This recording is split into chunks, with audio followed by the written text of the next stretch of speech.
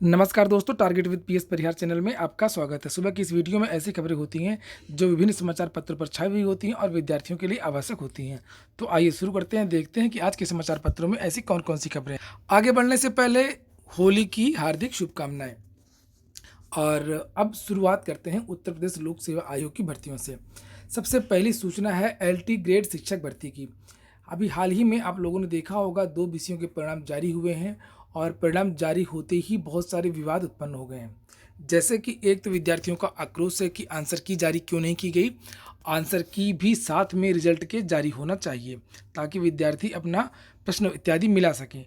उसके बाद में जो दूसरी बात यहाँ पर लिखी हुई है कि अगर इस तरीके से परिणाम आएगा इतने अंतराल के बाद में, तो जो साथ के विद्यार्थी हैं या साथ के मित्र हैं वो वरिष्ठ हो जाएंगे। जैसे कि चर्चा है, पहले छोटे विषयों का परिणाम जारी किया जाएगा, उसके बाद में बड़े विषयों का परिणाम जारी किया जाएगा। जिनमें विवाद है उनको बाद में रखा जाएगा और जिनमें विवाद नहीं है उनको पहले लाया जाएगा। तो जो परिणाम पहले आएंगे और जो लोग ज्वाइन कर लेंगे वो उन अभ्यर्थियों से सीनियर हो जाएंगे, तो प्रमोशन इत्यादि में भी उनको लाभ मिलेगा। यहाँ पर लिखा है कि एलटी ग्रेड शिक्षक भर्ती की लिखित परीक्षा एक ही दिन हुई थी, लेकिन इसके परिणाम विषय वार अलग अलग निकलने हैं। इससे जिन विषयों के परिणाम अंत में निकलेंगे उनके चयनित अपने बैचमेट से जूनियर होने का खामियाजा भुगतेंगे। यूपीपीएससी ने 10,768 रिक्तियों पर चयन के लिए परीक्षा कराई थी और 7 माह बाद केवल 27 पदों का ही परिणाम जारी हो सका।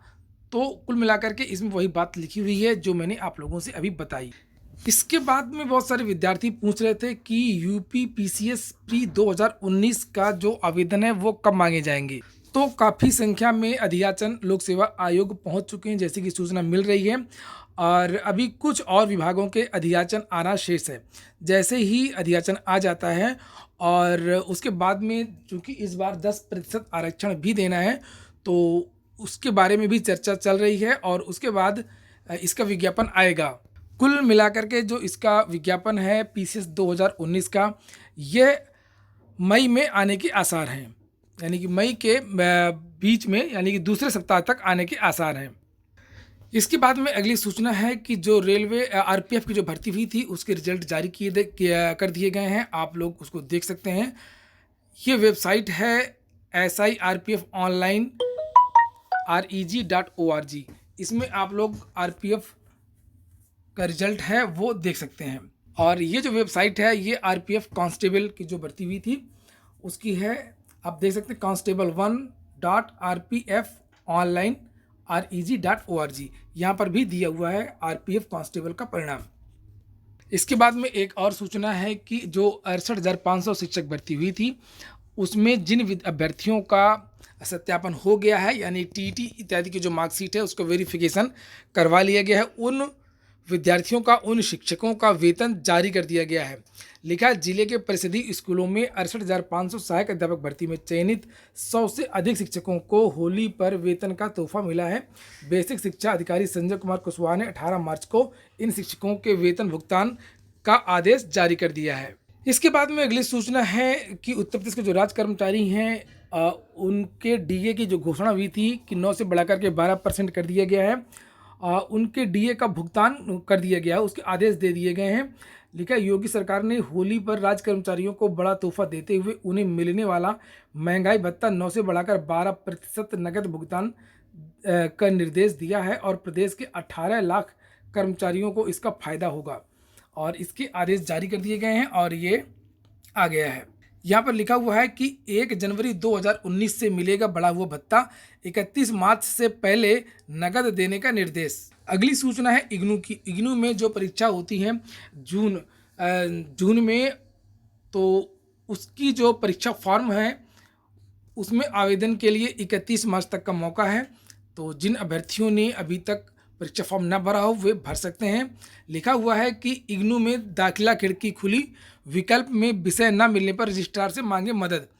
लिखा Indira Gandhi national open university में जून 2019 की वार्षिक परीक्षा में भाग लेने के लिए छात्रों को पंजीकरण कराना अनिवार्य है। छात्रों के पास ऑनलाइन आवेदन का मौका 31 मार्च तक है। हालांकि छात्र 10 अप्रैल तक 1,000 रुपये लेट फीस के साथ भी आवेदन कर सकेंगे। तो जिन अभ्यर्थियों ने अभी तक आवेदन न किया हो तो वे 31 तक आवेदन कर सकते हैं। अब कुछ सूचना है सीबीएसई की। सीबीएसई में लिखा है कि 10वीं में देगा केवल एक प्रमाण पत्र, यानी कि जो मार्कशीट और सनद यानी अंक पत्र और प्रमाण पत्र, अब एक ही प्रमाण पत्र मिलेगा। उसी में अंक पत्र भी होगा और उसी में प्रमाण पत्र भी होगा। लिखा केंद्रीय माध्यमिक शिक्षा बोर्ड इस साल से 10वीं छात्रों को केवल एक ही प्रमाण पत्र देगा। इसमें अंक तालिका होगी और इसमें ही प्रमाण पत्र भी होगा। लिखा है हालांकि 12वीं में पुरानी व्यवस्था जारी रहेगी। एक बात और है, सीबीएसई की एक सूचना और है कि आप लोगों ने सुना होगा कि आजकल बोर्ड की कापियां जांची जा रही हैं उत्तर प्रदेश में, यूपी बोर्ड में, और बहुत सारे विद्यार्थियों ने पास करने की अपील की है, पैसे इत्यादि भी रखे हैं। उसके बारे में सूचना है कि सीबीएसई ने कहा कि अगर कोई अभ्यर्थी पास होने की अपील करता है तो उस पर नकल सामग्री वाला केस किया जाएगा। जैसे नीचे लिखा है कि सर मुझे पास कर दो, मेरी शादी हो जाएगी, मेरे पिताजी बहुत मारेंगे इत्यादि जो भी विद्यार्थी लिखते हैं। तो अगर कोई अभ्यर्थी ऐसा करता है तो यहाँ लिखा हुआ है कि ऐसा करने वाले छात्र के खिलाफ यूएफएम अनफेयर मीन्स के तहत कार्रवाई की जाएगी। केंद्रीय माध्यमिक शिक्षा बोर्ड ने बोर्ड परीक्षाओं के लिए यह नियम लागू किया है और सभी क्षेत्रीय कार्यालयों और मूल्यांकन करने वाले शिक्षकों को भी इसके प्रति आगाह किया है कि अगर अभ्यर्थी कोई भी जो परीक्षा कापी उसमें इस तरीके से लिखता है तो उसकी सूचना दें और उसके खिलाफ कार्रवाई की जाएगी। यहाँ पर और कुछ चीज़ें और भी दी हुई हैं कि छात्र ने कापी पर अगर रोल नंबर लिखा, फ़ोन नंबर लिखा या अपनी कोई पहचान चिन्ह लिखी, अगर या अपील की या धमकी दी तो सीधे यूएफएम केस होगा, यानी कि अनफेयर मीन्स का केस होगा और इसके बाद छात्र को उसी हिसाब से परीक्षा में बोर्ड का सामना करना होगा। तो अभ्यर्थी इसको ध्यान दें, अब उत्तर पुस्तिका में कुछ भी ना लिखें।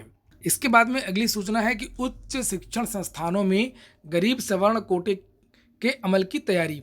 ऐसे शिक्षा संस्थान जहां पर पोस्ट ग्रेजुएट इत्यादि अभ्यर्थी करते हैं वहां पर गरीब सवर्णों को जो 10% आरक्षण दिया जा रहा है उसकी तैयारी हो रही है। लेकिन सामान्य वर्ग के आर्थिक रूप से पिछड़े लोगों को दिए गए आरक्षण का पहला और बड़ा लाभ उच्च शिक्षण संस्थानों के प्रवेश में मिलेगा। देश भर में प्रवेश प्रक्रिया शुरू हो गई है।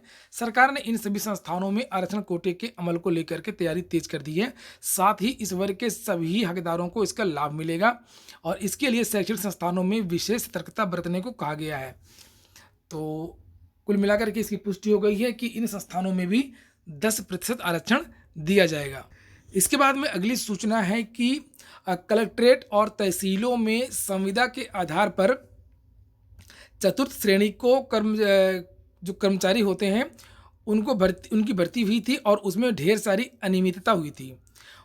असल में बात यह है कि कलेक्ट्रेट और तहसील में जो 4th ग्रेड के जो चपरासी होते हैं उनकी नियुक्ति के लिए सरकार ने एक नियम बनाया था कि इनकी नियुक्ति जो है वो आउटसोर्सिंग से की जाएगी और संविदा पे की जाएगी। लेकिन ऐसी सूचना मिली है कि इन अभ्यर्थियों से पैसे लेकर के डायरेक्ट इनको नियुक्त कर दिया गया है। तो उसकी जांच के आदेश दिए गए हैं और अभ्यर्थियों से भी कहा गया है कि अभ्यर्थी भी गोपनीय रूप से आ सकते हैं और बता सकते हैं कि उन्होंने किसको पैसा दिया और किस तरीके से उनकी नियुक्ति हुई है। एक सूचना और है कि ऐसी चर्चा है कि 30 तारीख तक जो टीजीटी की आंसर की है, ऑफिशियल आंसर की, वो भी जारी हो जाएगी। तो ठीक है दोस्तों, ये हो गई आज की अपडेट और इसी तरीके की अपडेट प्राप्त करने के लिए आप लोग इस चैनल से जुड़े रहें। अगर ये वीडियो पसंद आया हो या ये सूचना आपको अच्छी लगती हो तो वीडियो को लाइक कर दें। जिन मित्रों ने चैनल को सब्सक्राइब न किया सब्सक्राइब भी कर लें। बहुत बहुत धन्यवाद।